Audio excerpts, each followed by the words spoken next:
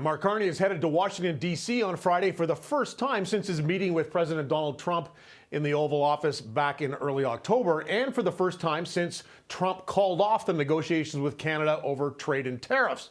Now, the formal reason for this trip is so the Prime Minister can attend the FIFA draw to determine the seeding in matches for next year's World Cup, which is being hosted jointly by the U.S., Canada, and Mexico. There'll be just 13 games played in Canada, the first in World Cup history, and that means it's going to be very difficult for fans to get tickets. And FIFA, who is the governing body of the sport internationally, they've faced a lot of criticism for letting scalpers and ticket speculators drive up the costs on the resale market. Seats to some games in Canada currently running over $4,000 on sites like StubHub.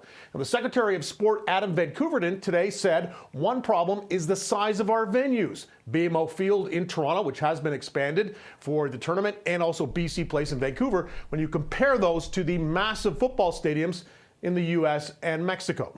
The best way to enjoy the World Cup next year is probably going to be in a public area, because Canada's stadiums are actually very small. We need a large format stadium. Most college and university cities in the United States have a bigger college stadium than the biggest stadium in Canada. So the best part about hosting FIFA isn't necessarily being in the stadium, it's the vibe. It's going to be an amazing vibe in Canada. Now, Vancouverden says he will accompany Carney to the Kennedy Center in Washington on Friday for the draw ceremony. We also expect Mexican President Claudia Sheinbaum to be there, along with Donald Trump. And that makes it potentially an opportunity to talk about the future of the three-way USMCA or CUSMA trade agreement.